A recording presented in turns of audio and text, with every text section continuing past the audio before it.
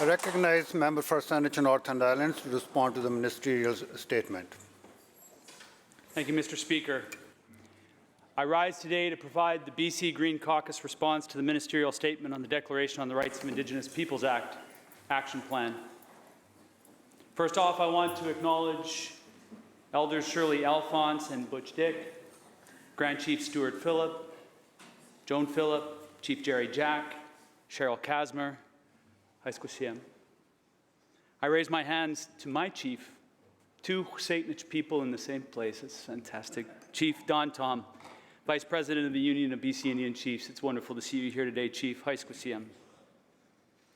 I recognize all the hereditary and elected Indigenous leaders, elders, matriarchs, and youth that are here today and that have remained in their communities to do the important work that you do on a daily basis. HÍSW dah E SIÁM. I'm grateful for your wisdom, your patience, and your long suffering. HÍSW dah E SIÁM. I raise my hands to Jessica Wood. We celebrate your perseverance, your expertise, and your hard work here today. HÍSW dah E SIÁM. I raise my hands to Scott Fraser, the former Minister of Indigenous Relations and Reconciliation, who stewarded the first part of this work through this legislature. HÍSW dah E SIÁM. Putting together this action plan has required a tremendous effort and good faith, and expectations are high. Sahanaptin today. Chislesineth Saanich. I'm Sahanap from the Sartlip village in the Saanich territory. My father is Carl Olsen. I grew up fishing alongside him in the Saanich Inlet. I clearly remember his instructions to me. He said, "Keep your rod tip up, chum, and tension on the line." We didn't celebrate the fish that got away, the fish we almost caught, the fight, no matter how epic. It was nearly good enough. And when it comes to free, prior, and informed consent, good enough, almost there, or even a majority of support does not exist. You either have consent or you don't.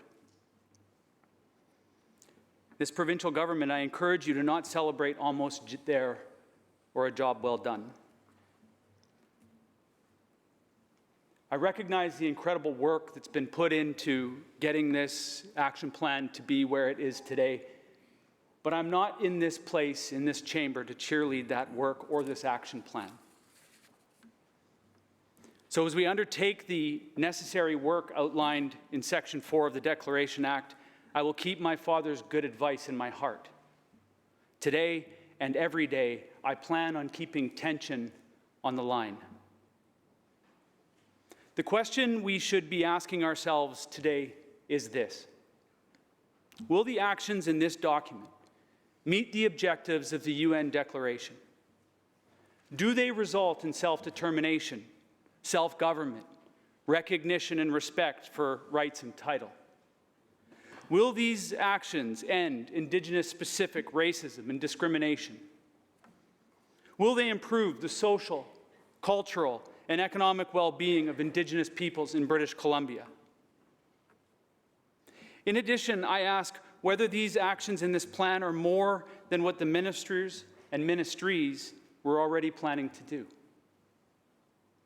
And once these actions become achievements, will they amount to the promise of the Declaration Act? This government has taken the first step forward, passing the Declaration Act. And unfortunately, we have already seen them use it both as a shield and as a sword. How many times in the past 2 years have we heard it used as an excuse for action or inaction? Success is not evaluated by the quality of this government's or any future government's intentions, but rather the outcomes for my relatives and all Indigenous peoples in this province. Can we self-determine? Are Crown government agents harassing and haranguing us? Do we still encounter aggressive racism when we seek public services? Are the government officials on the other side of the table there in good faith. As the action plan says, can we expect government to develop relationships based on respect, recognition, and the exercise of Aboriginal title and rights, and reconciliation of Aboriginal and Crown titles and jurisdictions?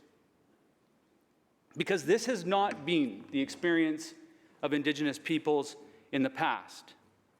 And as the New Chatlat are learning, despite the passing of the Declaration Act, it is still not happening today. The framing of this document is fine. It's important to note the language in the opening letter attached to this document. I believe it most clearly articulates what I fear we are to expect from this and future governments: excuses. The opening letter is littered with excuses. They linger and loiter in nearly every paragraph. Quote, "This has been challenging work in challenging times. Over the past 2 years, while we worked together on this plan, we faced incredible adversities. We've been grappling with a global pandemic, a toxic drug supply crisis, and our communities were ravaged by wildfires, floods, and heat waves. Through all these challenges, Indigenous peoples have carried a disproportionate burden." End quote. It certainly has been a challenging time, just as the last 170 years have been for Indigenous peoples in British Columbia. Imagine living and governing in a system that was destined to fail the people you are serving. Try governing with little or no access to resources, to revenue. Attempt to solve the desperate problem created by legislated poverty with no resources. Your homelands made a wasteland. Your fisheries collapsed. Your culture and language made illegal. Try governing through the decades of built-up angst, mistrust, and frustration, all elegantly designed to divide you against your very own family. This needs to be said, because this government wasn't too challenged, even in the most challenging times, to do some things. As the torrential rains pounded the south coast, as waters rose, the very same morning British Columbians were fleeing their communities, this government was approving yet more resources for the police to raid the Wet'suwet'en hereditary leaders. The letter continues, quote, "Even in the face of these overwhelming challenges, Indigenous peoples throughout the province continue to work with us on this action plan, determined to create a better future for all generations to come," end quote. And it's this statement that captures the essence of Indigenous leadership today and every day for the past 170 years in this province. Even as the Crown government delivered abuse, fruitless hours of bad faith negotiations, and frankly, purposeful mischief, Indigenous leaders continued to work with us. They continued to sit at the table with the determination to create a better future for all generations to come. I'm wary. I'm wary that this document will become yet another ready-made excuse why this government or future governments are acting, or why they cannot act, whichever benefits them at that point in time. Our steady march forward must continue. However, for me, I must temper this celebration today with a warning.